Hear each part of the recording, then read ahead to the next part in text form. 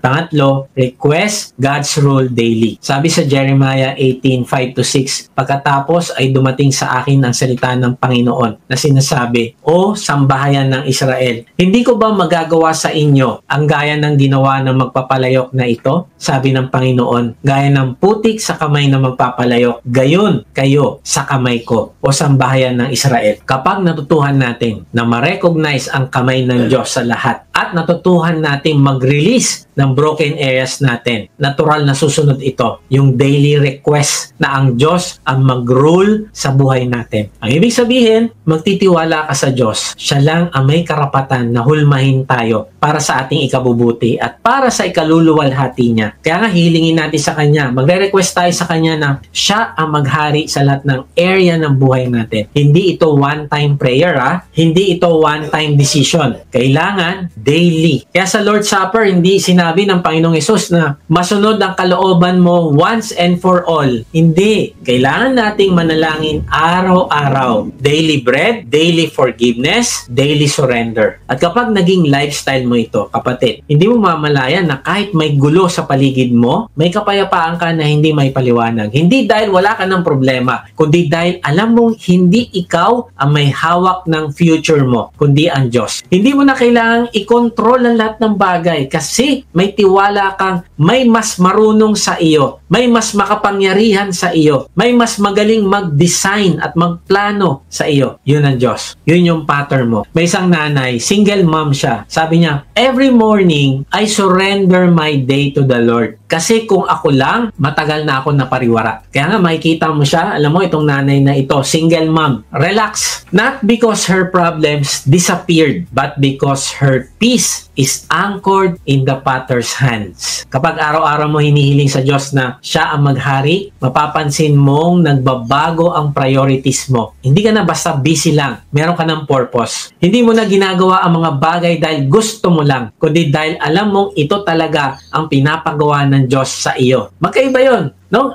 Iba yung ginagawa mo lang yung ginagawa mo araw-araw, nagiging routine lang. Pero iba yung ginagawa mo yung isang bagay, excited ka. Kasi alam mo may patutunguhan ito, meron itong purpose. At ito yung design ng Diyos, ito yung makakabuti, ito yung bagay na dapat kong destinasyon. Dahil anak ako ng Diyos. Paggising mo, sinasabi mo, Lord, anong gusto mong gawin ko para sa'yo ngayong araw? Yun yung nire-request natin araw-araw. Lord, ikaw ang mag-rule sa buhay ko. At kahit minsan parang maliit lang naman ang gagawin mo, pero dahil aligned ito sa plano ng Diyos, ito ay nagkakaroon ng malalim na impact. Yung pagbigay mo ng time na dumalaw sa isang may sakit, gaya nung ginawa ng yung isang D-group leader natin sa kanyang member, dumalaw siya, no? Hindi ko na sasabihin yung pangalan niya kasi hindi ako nakapagpaalam sa kanya. Tapos nagkaroon siya ng chance na magbahagi ng mabuting balita, pati na sa kanyang asawa. Alam mo, napakalaking impact nito. That is the power of walking in divine purpose. At dahil hindi mo na pinagkakatiwalaan lang ang sarili mong diskarte, makakaranas ka ng lakas na hindi galing sa'yo. Ito yung totoo. The moment na hindi mo na pinagkakatiwalaan yung sarili mo, tsaka ka magkakaroon ng lakas na hindi galing sa'yo. Pero hanggat pinagkakatiwalaan mo yung sarili mo at sinasabi mo, magaling ako, marami akong alam, lagi kang papalpak.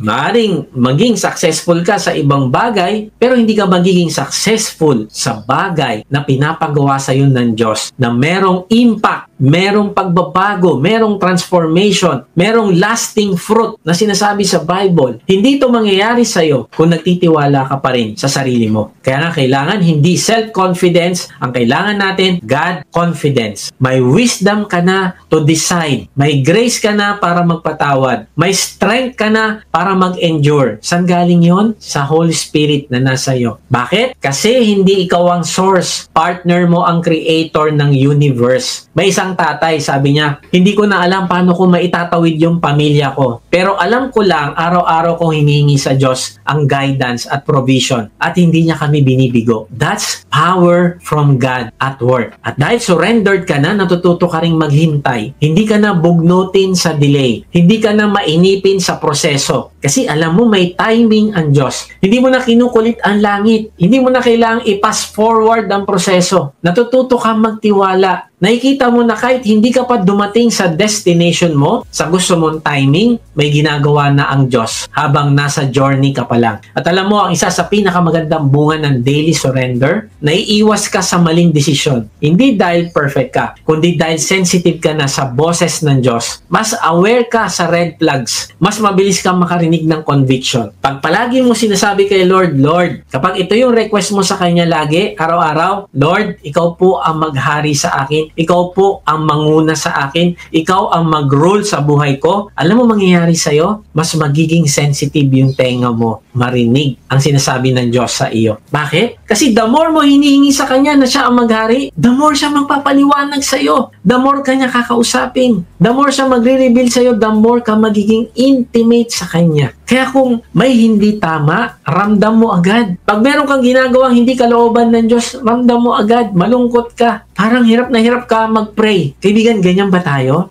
O minsan parang normal na lang yung kasalanan. Pero kung lagi araw-araw sinasabi mo, Lord, ikaw yung mag-rule sa buhay ko, ultimo maliliit na kasalanan, nalulungkot ka kasi ramdam mo yung conviction ng Diyos. May businessman ako nakausap na muntik nang pumasok sa illegal na deal. Pero dahil araw-araw niya pinapanalangin na ang Diyos ang maghari sa buhay niya, nagkaroon siya ng pagsusuri sa puso niya. Yung magiging partner niya, hindi naman mananampalataya. Tapos hindi nagtagal, napag-alaman nila na scammer pala ito. Alam mo, sabi niya, kung hindi ako surrendered kay Lord araw-araw noon, baka naubos ang pinaghirapan ko. Kapatid, ganito ang buhay ng taong araw-araw na sumasa ilalim sa paghahari ng Diyos. May kapayapaan, may direksyon, may lakas, may pasensya, may protection, at higit sa lahat, may malapit na relasyon sa Diyos. Hindi siya lumalapit lang pag may kailangan, lumalapit siya araw-araw kasi alam niya ang buhay niya ay dapat nasa ilalim ng kamay ng magpapalayo, ng Pater. Pero kung hindi natin gagawing lifestyle ang ganitong klaseng panalangin na, Lord, ikaw ang masunod, ang kapalit nito, araw-araw ding stress, araw-araw anxiety, araw-araw sariling diskarte, mauuwi sa pagsisisi. Tayo ang gumagawa ng plano pero wala ang Diyos sa picture, ang ending, decisions na mali, relationships na wasak, spiritual life na stagnant. Ang prayer life mo, pang-emergency lang. Lalapitan mo lang si Diyos kasi emergency na. At napakaraming opportunity tuloy ang nawawala kasi hindi ka sensitibo sa boses ng Holy Spirit sa'yo. Kaya kapatid, kung talagang gusto mo mahubog ayon sa plano ng Diyos, bisa iniisip mo bakit ganun, hindi pa rin ako nag-grow.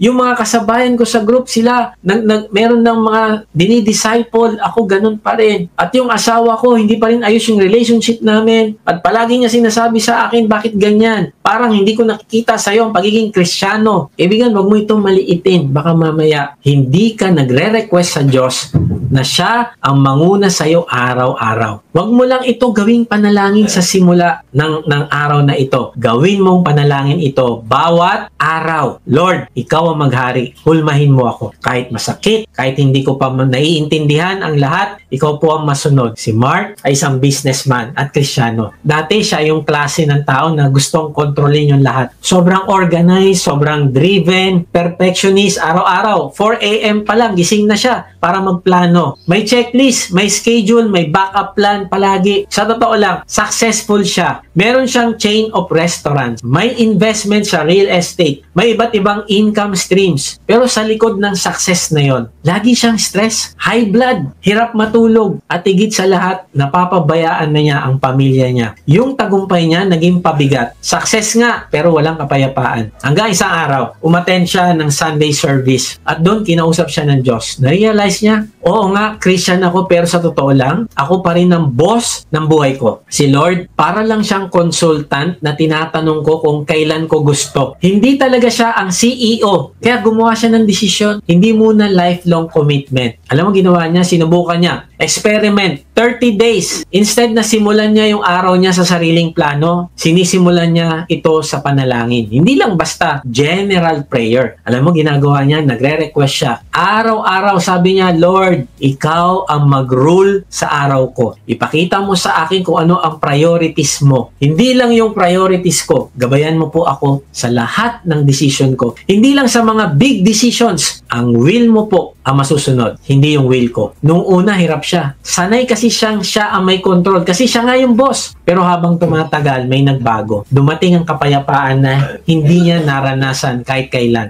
Yung mga decision na dati niya, pinag-iisipan ng ilang araw, mas luminaw. Nakita niya ang tama niyang gawin ayon sa kalooban ng Diyos. At ang nakakagulat, may mga opportunity na bigla na lang nagbukas na hindi naman niya pinaplano. After 30 days, hindi na lang ito naging experiment. Alam mo, naging lifestyle na niya. Na manalangin siya, Lord, ikaw ang mag-rule sa buhay ko. Ngayon, araw-araw, bago siya magsimula ng kahit anong trabaho, meron siyang 20 minutes of request prayer. At ang resulta, hindi lang siya naging mas matagumpay, kundi naging mas fulfilled siya bilang tao. Naging mas fulfilled siya bilang anak ng Diyos. Yung relasyon niya sa pamilya, gumaling. Yung health niya, naka-recover. Yung stress, sobrang bumaba. At ang sabi niya, akala ko kapag sinuko ko ang control, magiging mahina ako. Masisira ang buhay ko. Marami sa atin, ganun din ang mag-isip. Ayoko ibigay ang buhay ko sa Diyos kasi nag-e-enjoy pa ako. Pag binigay ko yung buhay ko sa Diyos, malulungkot ako. Hindi masaya. Kaibigan, baligtad. Ibigay mo sa Diyos ang buhay mo, hayaan mo siya ang mag-rule at makikita mo yung meaningful life.